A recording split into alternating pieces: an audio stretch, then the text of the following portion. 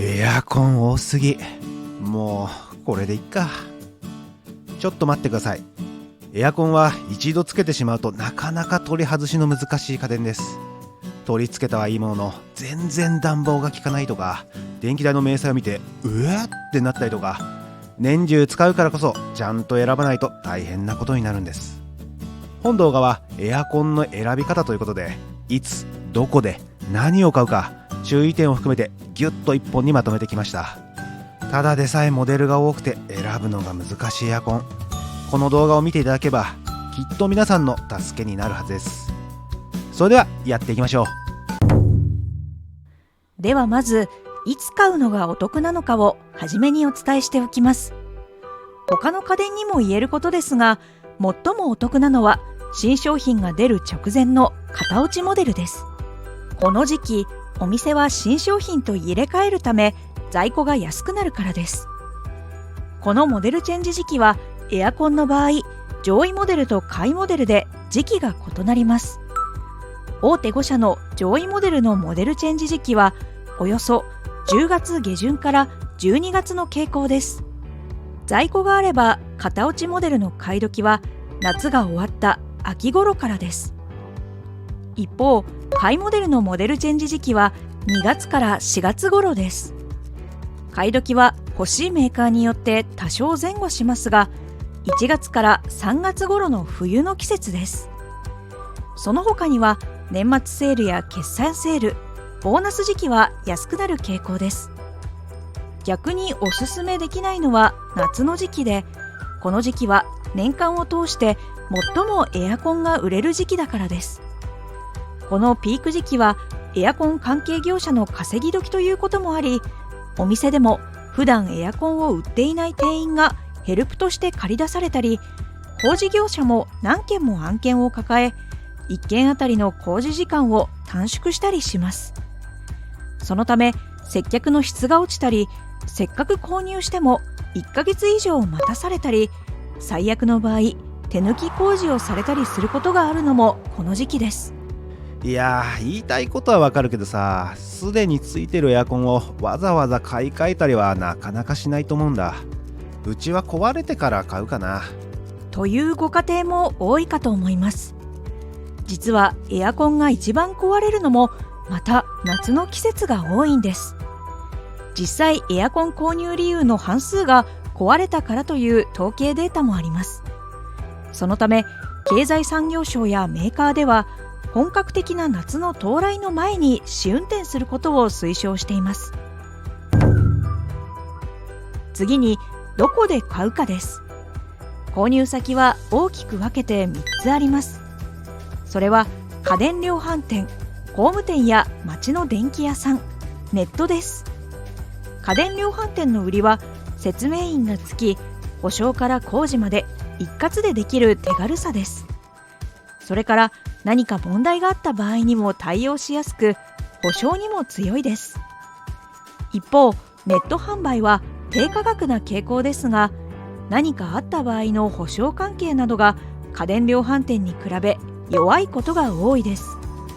購入される場合、保証関係は調べておいた方が良いでしょう。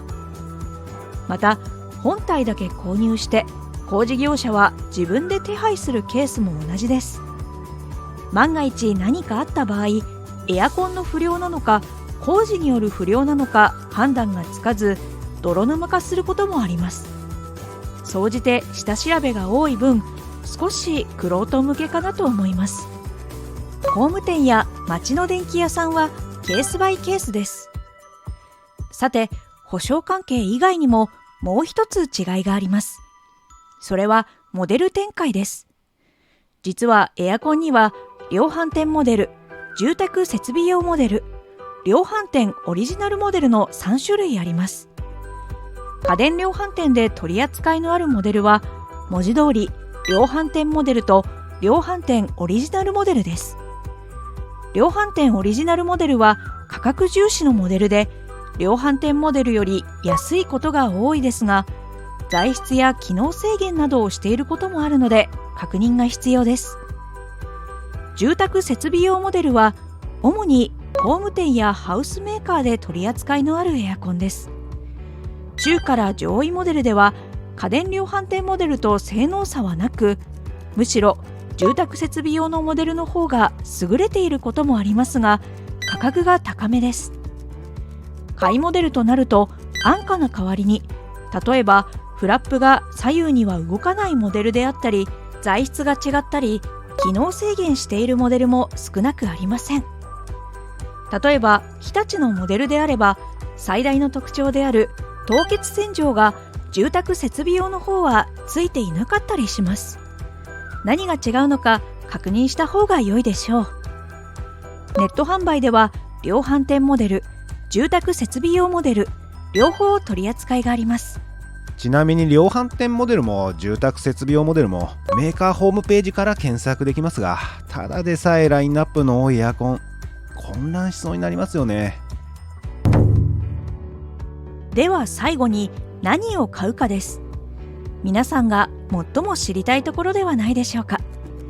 やることはシンプルで、皆さんのお住まいに必要なエアコン能力を調べ、あとはそれに合ったモデルグレードとメーカーを選ぶだけです。まずは自分の環境に合ったエアコン能力を調べる方法ですが、これが意外とくせ者です。ラベルの適用畳数の部分を見て、つけたい部屋は8畳だし、ちょっと余裕を持って10畳のものつけておけば問題ないかなと部屋の広さだけで決めてしまう方も多いでしょう。しかしこのラベル表記の広さはあくまで参考にしかならず、実際の使用環境は人それぞれであり、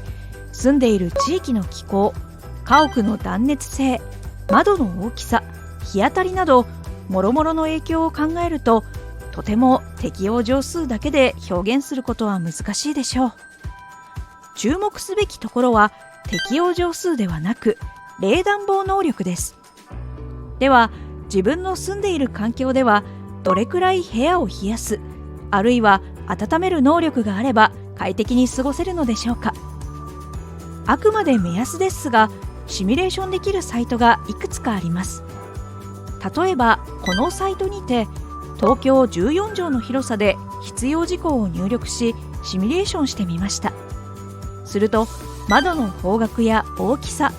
断熱の条件などによって必要冷暖房能力に大きな差がありました。同じ14畳の部屋でも片や8畳クラスのエアコン、片や14畳クラスのエアコンが適正となります。このように環境条件によって必要なエアコン能力は大きく変わります。このシミュレーションサイトの URL は概要欄に貼っておきますので、後で参考にしてみてください。さて、エアコンの能力と部屋が合っていない場合、どのようなことが起こるのでしょうか。このグラフはエアコンの燃費のイメージ図です。横軸がエアコンの負荷、縦軸が燃費です。ご覧のように一番エアコンの燃費が良いのはエアコンの負荷がだいたい70から 100% の時です。つまりエアコンがやや余裕を持って運転している状態ですね。しばしば車の燃費でも例えられることが多いのですが、車でも最も燃費が良いのは適度な速度で走行している時で、それと同じです。一方、負荷が 100% を超えてくると燃費は下がっていきます。これは部屋に対してエアコンの能力が不足している状態で、車でいうと軽自動車でアクセルをベタ踏みした状態です。エアコンは設定温度に到達するまでが一番電気代がかかります。この場合はなかなか到達できないので、見た目以上に電気代がかかるでしょう。故障率も上がります。負荷が 50% を切ってくると燃費が大幅に落ちます。これは部屋に対してパワーの強すぎるエアコンを取り付けた場合で、車でいうとスポーツカーで渋滞にはまった状態です。こちらも電気代が高くついてしまいます。先ほどの例で言うと、14畳の部屋に8畳のエアコンの能力で良かったのに、部屋の広さだけで決めてしまい、大きめな18畳のものをつけてしまうと、8畳の能力 2.8kW に対し18畳のものは 6.7kW あるので負荷が 40% となり、燃費が圧倒的に悪くなります。部屋の広さだけで決めると、このように損をする可能性があります。性能が悪すぎても良すぎてもダメで、適正なものをつけるのが一番です。もしすでにエアコンを取り付けている場合は、どの程度の冷暖房能力を持ったものかあらかじめ確認し、購入時の参考にしても良いでしょう。実体験は何よりも確かな情報です。なお、エアコン専用のコンセントはこのように形状の種類があります。主に冷暖房能力に応じて形状が変わりますが、選んだエアコンが対応しているか事前に確認しておきましょう。ちなみに家電量販店の店員に部屋の広さよりワンランク上のものをおすすめされたという方もいらっしゃるかもしれません。それは強パワーのエアコンをつけることで燃費は最適ではないかもしれませんが、部屋自体が冷えない、温まらないということが起きづらいからです。弱めなものは部屋が冷えない、温まらないというクレームとなり得ますが、強パワーのものはクレームになりづらく、お店側の純利益も高いのです。さて、必要能力が分かりましたら、次にエアコンのグレードを決めましょう。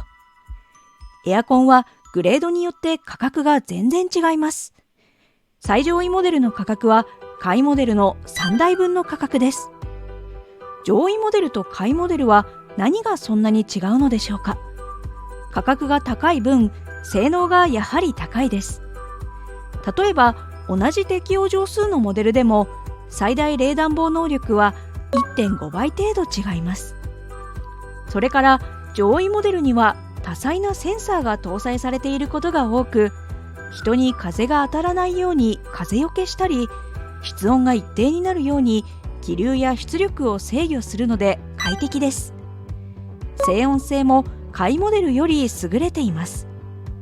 それから省エネ性も高く、電気代が安いです。電気代は気になる方も多くいらっしゃると思います。少し脱線しますが、今年業界的にも動きがあったので掘り下げて解説します。電気代は基幹消費電力量というスペックから算出しています。試しに10乗モデルで計算してみると、年間かかる電気代は上位モデルと下位モデルでこのようになりました。エアコンは室温と外気温の差の大きくなる冬が最も電気代がかかるので、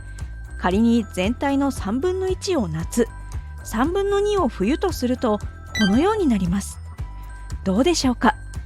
皆さんの実際かかっている電気代のイメージ通りでしょうか。多くの方がなんかもっと実際はかかっている気がするなぁと感じたかもしれません。その理由は基幹消費電力の算出条件にありそうです。条件は東京で10ヶ月の期間、1日18時間冷暖房運転をした想定、そして設定温度が夏の冷房時は27度、冬は20度。一番見ていただきたいのは設定温度です。エアコンは1度設定温度を変えると電気代が 10% 変わると言われています。この設定温度はかなり節約している前提ではないでしょうか。夏の27度はまあ我慢できそうな気がしますが、冬の20度、これサーキュレーター回しても寒くないですか。ちなみにシャチパンの賃貸マンションには20畳の大部屋に8畳のエアコンしかついてないので、全然能力が足りてません。このような状態で昨年、夏は20度、冬は28度設定でエアコンをガンガン使ってみたところ、関東圏内なのにこんな電気代になってしまいました。エアコンだけの電気代ではないですが、冬に1から 1.5 万円ぐらい上がってるような気がします。ここのオーナーはシャチパンを冷凍マグロにしたいのかもしれません。いかに設定温度と適正能力のエアコン設置が重要か分かりますね。なお、今回の条件は東京モデルでしたが、地域によって外気温は違いますので、当然電気代も変わってきます。地域別の電気代を知りたい方はこのように経済産業省から出ていますので目安にすると良いでしょう。ちなみにこれを見ると札幌は東京の3倍かかり、沖縄は約半分です。冬の寒さが厳しい地方がより電気代がかかる傾向です。なお、今年は業界にも動きがありました。ご存知の方も多いかもしれませんが、エアコンについている省エネのラベルが2023年10月までに変わります。省エネ性能を表す星が5段階だったものが小数点が入り41段階となります。より詳しくなって比較しやすくなるだけかと思いきや、それだけではありません。こちらをご覧ください。同じ製品でも旧ラベルは星4だったものが新ラベルでは星2になるケースがあります。このようになってしまうのは、従来の星の付け方が製品ごとに定められた省エネ達成率に応じて決めていたからです。これは正直あまり当てにできないケースがあり、中には省エネなのに星が低くなってしまう逆転現象もあったりしました。今回製品の省エネ性能そのものを評価基準に定め直し、待機消費電力ともリンクするようになったので、より実際の値に近づいたと言えるでしょう。旧ラベルの場合、誤った省エネ性能もあるので、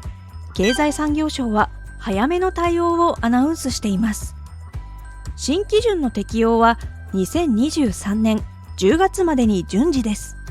今年購入を考えている方は注意してみてください。話を戻して上位モデルはフィルターの自動掃除機能も備えます。運転停止後、自動的にフィルターに溜まったゴミを掃除するメカがあり、これがフィルターを掃除します。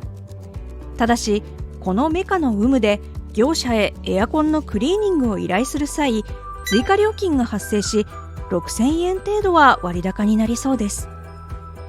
どの上位モデルでも一定期間使用後は自動掃除機能の有無関係なくエアコンのクリーニングを推奨しています。結局クリーニングする必要があるならば、費用を抑えるため自動掃除機能がついていない上位モデルがあればいいのにという声も一定数あります。エアコンのグレードにはご覧のような差がありますが、個人的には滞在時間の多いリビングや音に敏感な方は寝室にも快適性を考慮したモデルを、あまり使わない部屋やリビング以外には買いモデルを検討されるのが良いかなと思います。さて、ここまで候補が絞れましたら、最後にメーカー選びです。多くのメーカーがエアコンを出しており、各メーカーの特徴を説明しているととても時間が足りませんので、ここではざっくり紹介します。ダイキンは耐久・安定性に定評のある人気ナンバーワンのメーカーで、換気・加湿機能もあり、サポートも驚くことに24時間体制です。